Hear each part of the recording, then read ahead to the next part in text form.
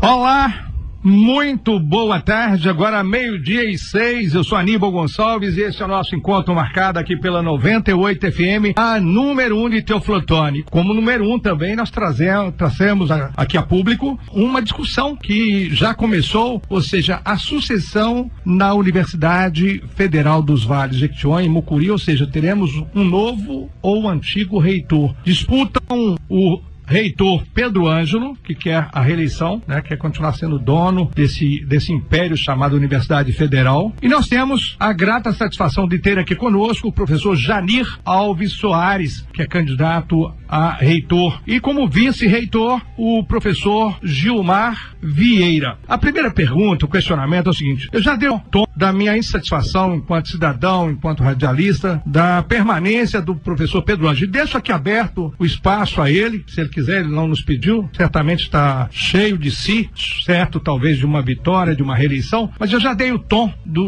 da minha insatisfação. E eu quero, ao longo desse programa, questionar alguns aspectos. Inicialmente, professor Janir, boa tarde. E o que levou o senhor a desafiar, entre aspas, literalmente falando, o dono da Universidade Federal, o reitor Pedro Ângelo? Bom dia, Aníbal. Bom dia, ouvintes da 98. Bom dia, comunidade Teoflotone. É com satisfação que a gente vem a esse importante veículo de comunicação, de diálogo, neste momento marcante, né, da nossa universidade, e pela qual nos honra muito de nela ser servidor público e principalmente estar participando desse momento de tomada de decisão. Com certeza, a universidade, ela se caracteriza por ser um ambiente dinâmico, um ambiente de debate, de discussão, de formulação de propostas que vão de encontro à sua missão, a missão social da universidade. E nós também, professores, técnicos administrativos, estudantes, percebemos que esse espaço ele foi muito limitado nessa atual gestão. Essa é a principal motivação que levou o nosso grupo, que discute ao longo de vários anos a universidade, que participa ativamente dela e que se sente excluído. Excluído na sua participação, é o ambiente do debate, da participação e de construção cotidiana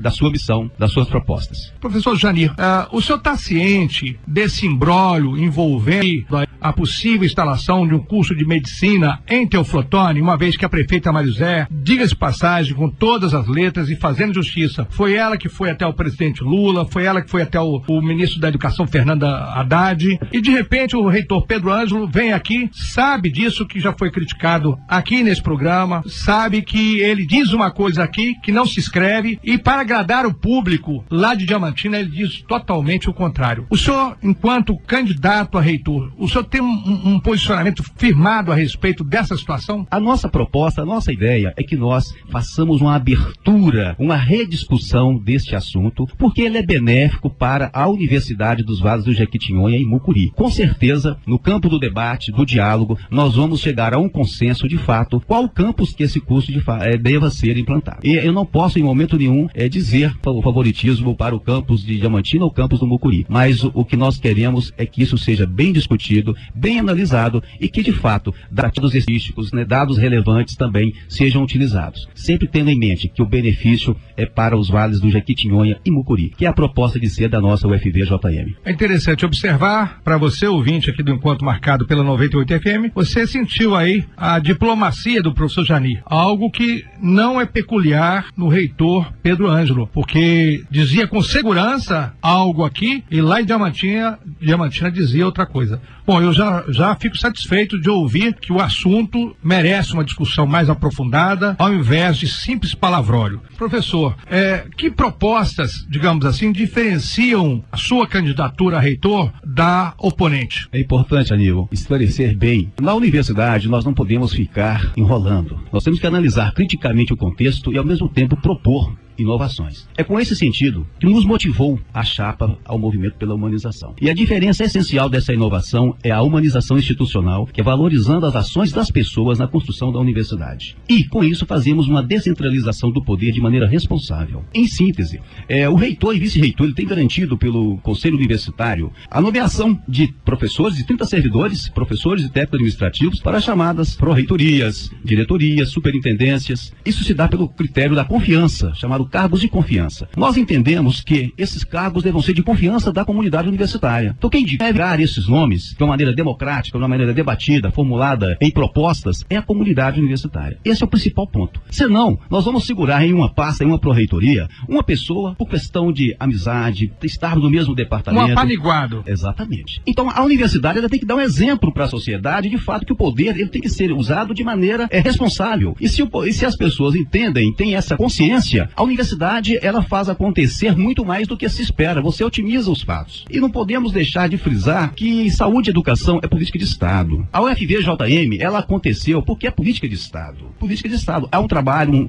há uma demanda social, com certeza, mas é política de Estado. Não podemos ficar perdendo tempo, centralizando o poder, marginalizando as pessoas, enquanto que nós deveríamos, de fato, estar inserindo-as no processo de maneira participativa, consciente, debatida, em interface com a comunidade, ouvindo a comunidade. Aquilo que você acabou de dizer anteriormente. Como que você traz uma universidade se ela segrega dentro dos seus muros, ela não dialoga, ela não escuta, ela não ouve a comunidade? Esse não é o papel da universidade. Então, a administração, ela tem um papel muito importante nesse sentido, de viabilizar, de facilitar. Então, o reitor, o vice-reitor não pode se sentir dono da universidade. E um pequeno grupo não podem. Isso é erro. Nós não podemos dar esses exemplos para os nossos alunos, não podemos dar esse exemplo para a sociedade. É o contrário. Então a inovação principal é a descentralização com a inclusão das pessoas nesse processo de maneira responsável e participativa. É essa autonomia que nós queremos para o campus do Mucuri. Aqui nós temos professores, técnicos administrativos que têm condições plenas de serem diretores de todas as pastas voltadas para a administração, planejamento, o ensino, a extensão comunitária, assistência estudantil, projetos de extensão e com isso construir programas de pós-graduação. É isso que eles estão precisando. Nós temos potencial humano aqui marginalizado.